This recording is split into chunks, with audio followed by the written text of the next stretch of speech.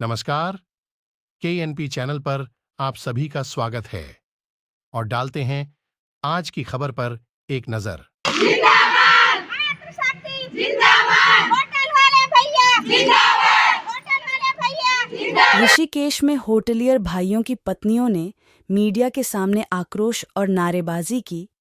उन्होंने हर बात सही कही।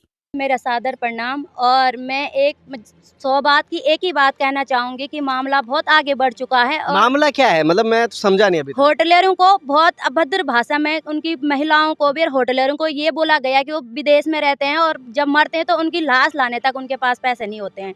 दूसरी बात बोला कि उनकी महिलाएं जो अपना आप तो वो विदेश में, उनकी महिलाएं यहाँ पे कुछ ऐसा, हम वो शब्द प्रयोग नहीं कर सकते, ऐसा धंधा कर रही हैं। तो या तो वो धंधा बता दें कि कौन सी महिलाएं, ऐसा हम सारी महिलाएं बदनाम हो रही हैं इसमें।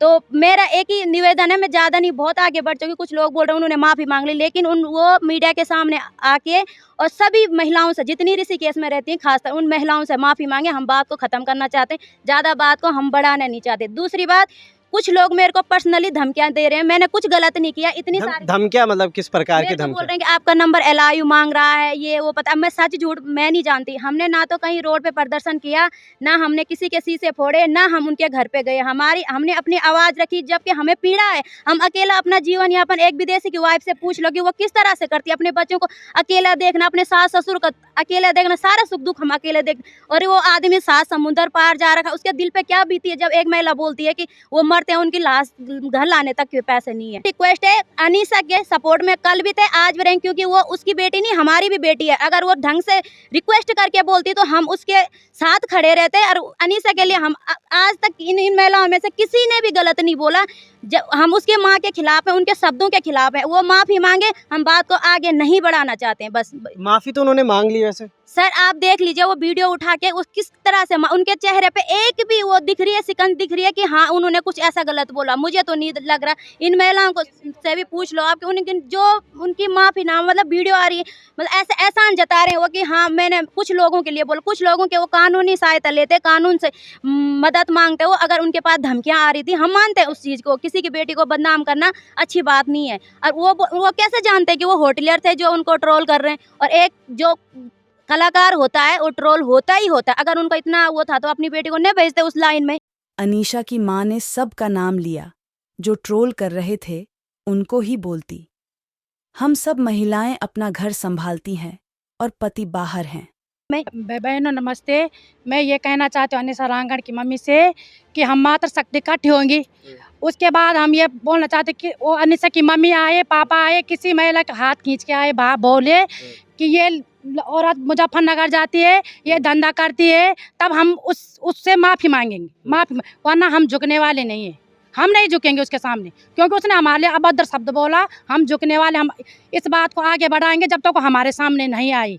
इस बारे में तो अनीशा रांगड़ की माँ ने भी माफी मांग ली है। नहीं, फोन से हम माफी नहीं मांगेंगे, उसके सामने आए। आप चाहते हैं मतलब सामने आए बात रखे। और फिर उसने ये बोला कि उनकी डेड बॉडी वापस नहीं आती, वो बर्तन धोते।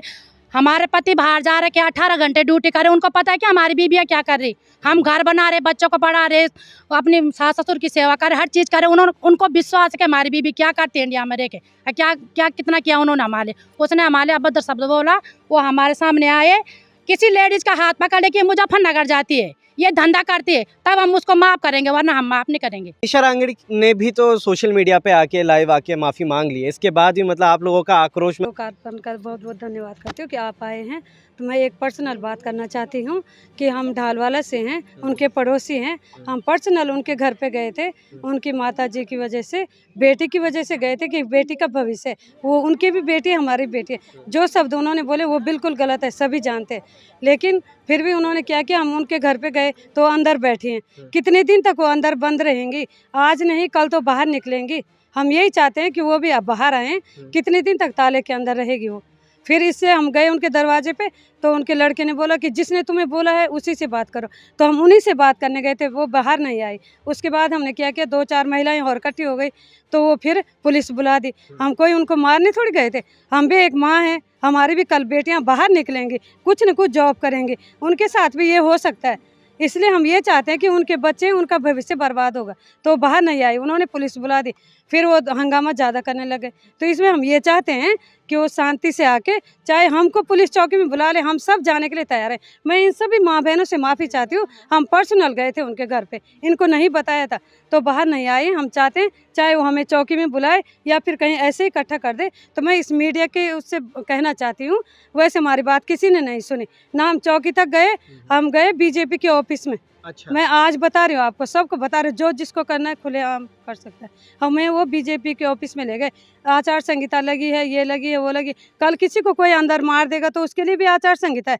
कल से इनकी रैलियां निकलेंगी, उसके लिए आचार संहिता नहीं है। अपनी इनकी घर घर पे मीटिंगें हो रही है, उसके लिए आचार संहिता नहीं है। अपने इज्जत का ख्याल तो नहीं है उनको, वो भाग रहे, पर हमारे ऊपर उसने बहुत अभद्र शब्द बोला। हम पीछे नहीं हटेंगे, सर उठा के चलना चाहते हैं। होटल वालों के साथ किसी का सपोर्ट नहीं, न नेता का है, न सरकार है, न किसी का है।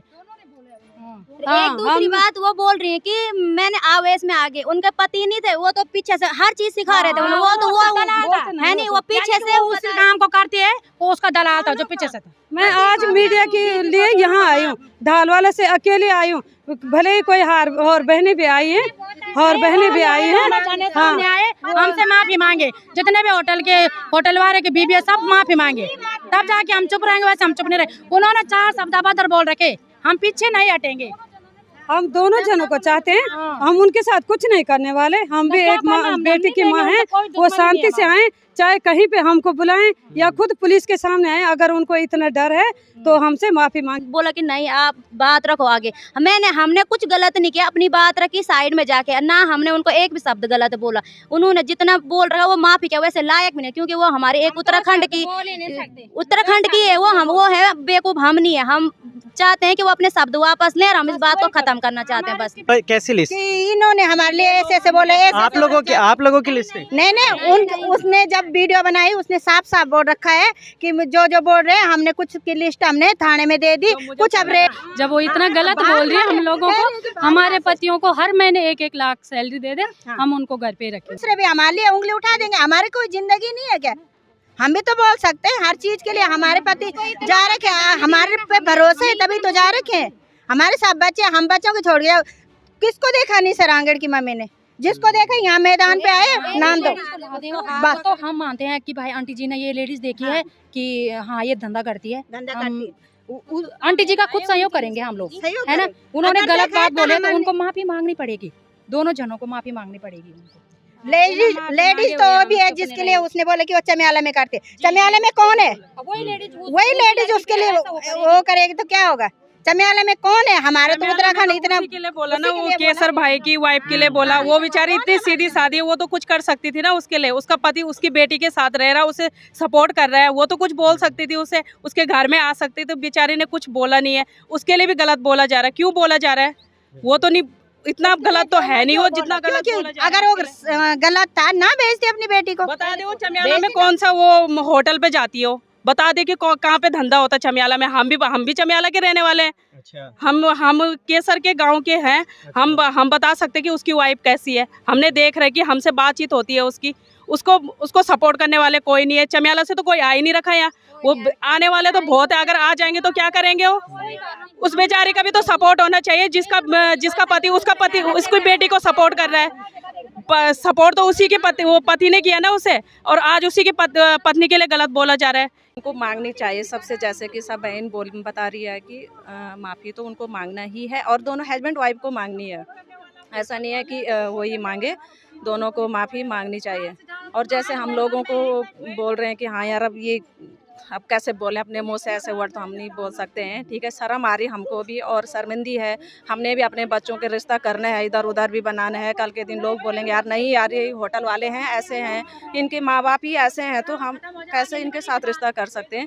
तो आगे के लिए भी हमारे लिए ये शर्मिंदगी है, मतलब कि नहीं बता सकते हैं, ठीक है। तो ये सबसे पहले कि लाइफ में आके नहीं है, सबसे महिलाओं से माफ़ी मांगे। जो उन्होंने बोला है उनके लिए माफ़ी ज़रूर मांगनी चाहिए उनको, और उसके हस्बैंड को भी जो उनका पूरा सपोर्ट कर रहे हैं ऐसी गंदी बात में बोलने के लिए। हालांकि वो बोल सकते थे कि यार चलो जिन्होंने गलत कमेंट्स कर रखे हैं उनको वो बोल सकते हैं, ठीक है। लाइक, शेयर और सब्सक्राइब जरूर कीजिए। धन्यवाद, नमस्कार।